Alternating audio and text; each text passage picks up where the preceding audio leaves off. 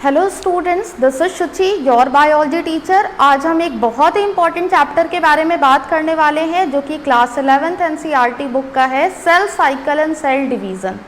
It's very very important. और अगर आपने बायो लिया है फर्स्ट ईयर में, व्हाट इट मीन्स कि आपका एम है डॉक्टर बनना, तो उस एग्ज़ाम को क्लियर करने के लिए आपको ये चैप्टर बहुत अच्छे से पढ़ना होगा, क्योंकि मेजर पोर्शन जो आता है नीट में वो इसी से आता है। तो हमारा टॉपिक क्या है आज का? सेल साइकिल, जो कि किस चैप्टर का है? Cell cycle and cell division का। आप इसका एक बार स्क्रीनशॉट ले लेना। इसमें मैंने सारी चीज़ें लिख दी हैं जो भी इम्पॉर्टेंट हैं, तो आपको ये सारी चीज़ें पता होनी चाहिए। वन बाय वन हम इसको एक्सप्लेन करेंगे कि ये क्या है और क्या होता है, क्योंकि बहुत सारे बच्चों को ये कन्फ्यूजन होती है कि सेल साइकिल का मतलब क्या है। तो देखो हम यहाँ पे समझते हैं क्या लिखा हुआ है। सेल साइकिल में मैंने लिखा है sequence of event by which cell duplicate its genome, synthesize the constituent of cell and eventually divide into two daughter cells। ये मैंने लाइन इसलिए पढ़ी है क्योंकि कहीं कहीं पे मैंने शॉर्ट वर्ड यूज किया है, तो आप उसको समझ सको। ऐसे क्यों मीन्स व्हाट सीक्वेंस है। यहाँ पे डिसीज का मतलब क्या है? डॉटर सेल है। जहां पे भी मैं डिसीज लिखूं आप समझ जाना कि यहाँ पे डॉटर सेल की बात हो रही है। तो अब हम बात करते हैं सेल साइकिल है क्या। देखो, सेल साइकिल एक ऐसी इवेंट है, इवेंट मतलब क्या? कार्यक्रम जिसे आप बोलते हो, तो जिसमें बहुत सारी चीजें होती हैं। सीक्वेंस होता है ये इवेंट्स का, जिसमें क्या होगी? सेल डुप्लीकेट होगी। डुप्लीकेट क्या करेगी? अपने जीनोम को डुप्लीकेट करेगी। मतलब यहाँ पे क्या हो रहा है, आप ये टर्म याद रखना, जीनोम डुप्लीकेशन हो रहा है। यहाँ पर जीनोम डुप्लीकेशन का मतलब क्या होता है आप समझो। जीनोम क्या है? पूरा डीएनए जो है, सेट ऑफ डीएनए जिसमें including all the sets of gene also, वो क्या करता है? जीनोम बनाता है। मतलब जितनी भी पूरे डीएनए है, जितने भी सेट हैं जीन्स के, वो सब मिलकर के क्या बनाती हैं? जीनोम बनाती हैं। यहाँ पे जीनोम का डुप्लीकेशन होता है। किसका डुप्लीकेशन होता है? जीनोम का। ये बहुत ही इंपॉर्टेंट पॉइंट है।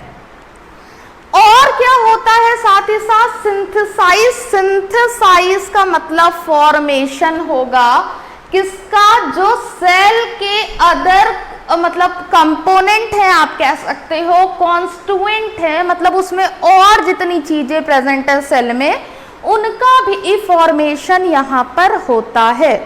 और फाइनली क्या होगा? जो एक डॉटर सेल है वो डिवाइड हो जाएगी टू डॉटर सेल में। दोबारा से समझो, क्या हुआ कि हमारे पास एक सेल थी, इस एक सेल में ऐसे सीक्वेंस हुए इवेंट के, मतलब ऐसी चीजें हुई पूरी क्रमबद्ध तरीके से, ऐसे कार्यक्रम हुए आप कह सकते हो, जिसमें सेल का जीनोम जो है वो डुप्लीकेट हुआ। इसमें टोटल नंबर ऑफ डीएनए जितने भी थे वो क्या हुए? डुप्लीकेट होने लगे। और जो सेल में बाकी सारी चीजें थी वो भी सिंथेसाइज होने लगी, यानी कि फॉर्म होने लगी, उनका भी फॉर्मेशन होने लगा। और कैसा फॉर्मेशन हुआ? इनके होने से क्या हुआ? ये जो एक सेल थी वो टू डॉटर सेल में डिवाइड हो गई। ये सेल साइकिल। अच्छा, आप यहाँ पे एक पॉइंट और समझ लो, आगे हम बताएंगे आपको। इनटू टू डॉटर सेल, और आप इसको कर लो 4 डॉटर सेल, कि 2 डॉटर सेल में या तो 4 डॉटर सेल में डिवाइड हो जाती है। समझ गए? सेल साइकिल क्या है? एक ऐसा सीक्वेंस है इवेंट का जिसमें एक सेल 2 या 4 सेल में डिवाइड हो जाती है।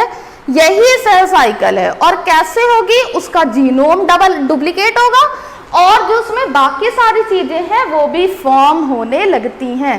तो ये क्या है? सेल साइकिल है। क्लियर? अब हम पढ़ते हैं सेल साइकिल में कितने फेज होते हैं, कितने चरण होते हैं। जो सेल साइकिल होती है बेटा, सेल साइकिल के टोटल 2 फेजेस होते हैं। पहला होता है इंटरफेज और दूसरा होता है हमारा एम फेज। सेल साइकिल मैंने आपको बताया सीक्वेंस है इवेंट का, जिसमें एक सेल 2 डॉटर या 4 डॉटर सेल में डिवाइड होगी। कैसे होगी? उसका जीनोम डबल होगा और बाकी कॉन्स्टिट्यूएंट जो है वो सिंथेसाइज होंगे यानी कि फॉर्म होंगे। क्लियर? इनमें कितने फेजेस हैं? 2 फेजेस है। Number 1 interphase, number 2 M phase. Interphase, number 2 M phase. हम एक एक करके सारी चीजें आपको बताएंगे। सबसे पहले हम बात करते हैं इंटरफेज के बारे में। इंटरफेज नाम से मतलब समझो, इंटर मतलब क्या? With in, between, middle, interval हो जाता है मूवी के बीच में, ब्रेक आ जाता है, दो चीजों के बीच में होना, इंटरफेज होना। इसको हम क्या कहते हैं? रेस्टिंग फेज भी कहते हैं। आप ये इस चीज को याद रखना, रेस्टिंग फेज भी कहते हैं। दूसरा क्या है? इस टाइम पर होता क्या है? देखो, सेल प्रिपेयर करती है for nuclear division by cell growth. मतलब यहाँ पे न्यूक्लियर डिवीजन हो नहीं रहा है, बल्कि सेल, ये जो सेल है वो अपने आप को प्रिपेयर कर रही है, ग्रो कर रही है कि ताकि न्यूक्लियर डिवीजन हो सके। क्लियर? इंटरफेज क्या है? रेस्टिंग फेज है। इसमें सेल प्रिपेयर हो रही है, तैयार हो रही है, सज धज रही है कि अब हमें जाना है, कहीं पे भी पार्टी में जाना है या कहीं पे भी जाना है, तो सेल क्या कर रही है? प्रिपेयर कर रही है। लेकिन सेल यहाँ पे प्रिपेयर पार्टी में जाने के लिए नहीं कर रही है। क्यों कर रही है? न्यूक्लियर डिवीजन के तैयार होने के लिए, जिसकी वजह से यहाँ पे क्या हो रहा है? सेल में ग्रोथ हो रही है। नेक्स्ट पॉइंट इसमें मैंने क्या लिखा है? Last for 95%। आप ये याद रखना, जो मेजर टाइम होता है वो इसमें इंटरफेज में ही लगता है, जो कि कितना होता है? 95%। बाकी का जो टाइम होता है वो आपके एम फेज में लगता है। और ह्यूमन सेल का मैं आपको बताऊं, 24 आवर में एक जो है ह्यूमन सेल का फॉर्मेशन, मतलब आप कह सकते हो एक सेल डिवाइड होगी। ईस्ट में आपके 90 मिनट्स का होता है, अलग अलग टाइम होता है, जिसमें नंबर ऑफ सेल डिवीजन जो है, सेल साइकिल की जो पूरी की पूरी चीज है, उसमें नंबर ऑफ डिवीजन पर हर ऑर्गेनिज्म में अलग समय पे अलग अलग होते हैं। अब आप देखो यहाँ पे मैंने क्या लिखा है? इंटरफेज के 3 अलग अलग डिवीजन हैं। सबसे पहले तो सेल साइकिल है, सेल साइकिल 2 में बटी, इंटरफेज और एम फेज। इंटरफेज के कितने डिवीजन है, या कह सकते हो कितने फेजेस होते हैं? 2।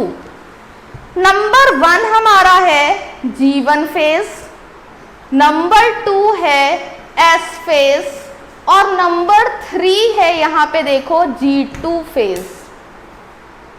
इंटरफेज कितने में बटा है? 3 में। G1 फेज, इसको हम G1 फेज को हम गैप फेज भी कहते हैं। G1 फेज को हम गैप 1 फेज कहेंगे। S फेज को हम डीएनए सिंथेसिस फेज कहेंगे। और थर्ड क्या है? G2 फेज है, इसे हम गैप 2 फेज कहते हैं। गैप 2। 1 बाय 1 आप इसको समझो। G1 फेज यानी कि गैप 1 फेज, ये क्या है? इंटरवल होता है between the M phase and initiation of S phase. Initiation, initial stage, मतलब शुरुआती दौर में, शुरुआती स्टेज में। और ये किसके बीच में? G1 फेज आप इस डायग्राम से समझो। G1 फेज ये आपका देखो, ये वाला जो पोर्शन है, ये वाला, ये M फेज का है, ये M फेज है। और ये जो आपका पूरा है इधर, ये मैंने इंटरफेज लिखा है। देखो इंटरफेज यहां से स्टार्ट हो रही है और ये पूरी यहां तक चल रही है। इंटरफेज में 3 चीजें आई हैं, G1 phase, S phase, G2 phase, और ये क्या है? हमारी M फेज है, जिसके बारे में हम आगे बात करेंगे। सबसे पहले हम आपको बता रहे हैं G1 फेज के बारे में। मैंने लिखा है interval between M and S। यहाँ पे डायग्राम से देखो, ये M फेज है, ये G1 है, ये M है और ये S है। M और S के बीच की जो फेज है उसे हम क्या कहते हैं? G1 फेज कहते हैं, यानी कि गैप 1 फेज कहते हैं। और इस फेज में क्या होता है? सेल जो है एक्टिव होती है, ग्रो करती है साइज में, मेटाबॉलिकली एक्टिव होती है, ग्रो करती है, प्रिपेयर करती है कि फर्दर आगे की चीजें सिंथेसाइज हो सकें। सेकंड हमने आपको क्या बताया? एस फेज बताया। एस फेज में देखो क्या होता है, जो डीएनए है उसका सिंथेसिस होता है, इसीलिए मैंने आपको बोला कि एस फेज को हम डीएनए सिंथेसिस फेज भी कहते हैं। डीएनए सिंथेसिस होना, सिंथेसिस का मतलब मैंने आपको बताया है फॉर्म होना, फॉर्म होने का मतलब बनना, ठीक है, मतलब उसका फॉर्मेशन हो रहा है। और यहाँ पर बहुत ही इंपॉर्टेंट बात है, आप इसको नोट कर लो, जो अमाउंट होता है डीएनए का वो डबल हो जाता है। अमाउंट डीएनए का डबल हो जाता है का मतलब क्या है, सपोज कि किसी भी सेल में जो आपका डीएनए है वो 2C प्रेजेंट है, तो सिंथेसिस फेज में, एस फेज में क्या होगा, ये कन्वर्ट हो जाएगा इनटू दी 4C। क्यों? क्योंकि जो डीएनए है उसका अमाउंट क्या हो जाएगा, डबल हो जाएगा। तो ये भी एक बहुत ही इंपॉर्टेंट बात है, आप इसको जरूर नोट कर लें। नेक्स्ट मैंने लिखा है no increase in chromosome number, ये कभी कभी क्वेश्चन पूछा जाता है, आप इसको जरूर याद रखें। एस फेज में क्रोमोसोम का नंबर नहीं बढ़ता है, डबल होगा, बल्कि किसका अमाउंट डबल होगा, डीएनए का अमाउंट डबल होगा। मतलब अगर 2C है तो वो डबल होके कितना हो जाएगा, 4C हो जाएगा। लेकिन अगर क्रोमोसोम अगर सपोज डिप्लॉइड है तो वो जो है यहाँ पर भी डिप्लॉइड होंगे, इनमें कोई भी इंक्रीमेंट यहाँ पर नहीं होगा, डीएनए का अमाउंट इंक्रीज होगा, क्रोमोसोम का अमाउंट इंक्रीज नहीं होगा। क्लियर? थर्ड हमारा पॉइंट क्या है, G2 फेज। G2 फेज को मैंने आपको बोला हम क्या कहते हैं, गैप 2 फेज कहते हैं। G2 फेज को हम क्या कहते हैं, गैप 2 फेज कहते हैं। यहाँ पे क्या होता है, प्रोटीन सिंथेसिस होती है। प्रोटीन सिंथेसिस के साथ साथ भाई एक चीज याद रखें आप, जो सेल है वो माइटोटिक डिवीजन के लिए तैयार होती है, एम फेज के लिए प्रिपेयर होती है। प्रोटीन की सिंथेसिस तो हो रही है, साथ ही साथ जो आपकी एम फेज है उसके लिए भी सेल अपने आप को प्रिपेयर कर रही है। अब आप इस चीज को देखो, यहाँ पे मैंने आपको सेल साइकिल में बताया कई सारे इवेंट हो रहे हैं, उस इवेंट में आप समझ गए दो चीजें, एक इंटरफेज है और एक एम फेज है। इंटरफेज में 3 चीजें हैं, कौन कौन सी, G1 phase, S phase, G2 phase. भाई ज्यादा फ्लो में आके आप G1 G2 S मत कर देना, याद रखना G1 के बाद S है, G1 के बाद S है। G1 आपका रावण वाली मूवी थी, उससे याद रखना, G1 शाहरुख खान उसमें था, तो G1 के बाद कौन है, S है। उसके बाद क्या है, G2 फेज आएगी आपकी। G1 G2 मत कर देना, बहुत फ्लो में कि 1 2 3 4 आता है तो हम G1 के बाद G2 कर दें, समझिए। अब आगे देखो, यहाँ पे हमारी G1 फेज थी जिसमें क्या था, interval between the M phase and the S phase. S phase में मैंने आपको बोला डीएनए सिंथेसिस होगी, डीएनए का अमाउंट डबल हो जाएगा। G2 में प्रोटीन की सिंथेसिस होगी और सेल प्रिपेयर होगी किसके लिए, एम फेज के लिए। तो अब हमारा नेक्स्ट टॉपिक क्या है, एम फेज है। अब आप यहाँ पे ध्यान दें स्टूडेंट्स, देखो M phase actual division phase होता है। यहाँ पर एम फेज में एक्चुअल डिवीजन होती है, मतलब क्या, जो सेल होगी वो एक्चुअली डिवाइड करेगी। सेकेंड है start with karyokinesis end with cytokinesis. हर एक का मतलब हम आपको बताएंगे, आप समझते रहना। देखो स्टार्ट विथ कैरियोकाइनेसिस, अब आपको मैं बता दूं, कैरियो का मतलब होता है न्यूक्लियस, जिसे हिंदी में केंद्रक बोलते हैं, और काइनेसिस का मतलब होता है डिवीजन यानी कि विभाजन।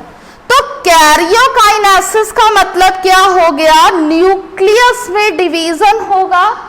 और इसके नीचे देखो एंड विथ साइटोकाइनेसिस लिखा है। अब इसका मतलब क्या है आप समझो, साइटो का मतलब सेल या साइटोप्लाज्म से आप ले सकते हो, ठीक है, साइटोप्लाज्म या सेल ले लो।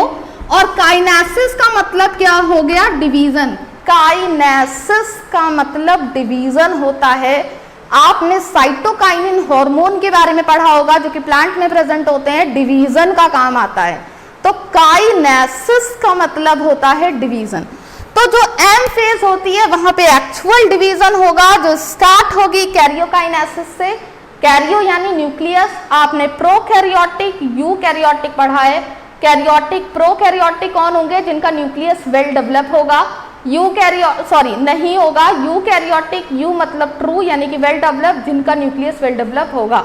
प्रोकैरियोटिक में आपके ब्लू ग्रीन एल्गी आते हैं, यूकैरियोटिक में तो आपको पता है हायर प्लांट एंड एनिमल्स आते हैं, हम लोग सभी लोग क्या है यूकैरियोटिक है। तो यहाँ पे जो एम फेज है वो एक्चुअल डिवीजन फेज है, स्टार्ट होती है न्यूक्लियर डिवीजन से और खत्म होती है साइटोप्लाज्म डिवीजन से। So this is all about the cell cycle. एक चीज मैं आपको और बता दूं, यहाँ पे मैंने PMAT लिखा है, इसको आप याद रखना। एम फेज में आपकी 4 चीजें होंगी, प्रोफेज, मेटाफेज, एनाफेज, टेलोफेज, जिसे क्या बोलते हैं PMAT। PMAT, मैट पता है आपको, PMAT समझ गए।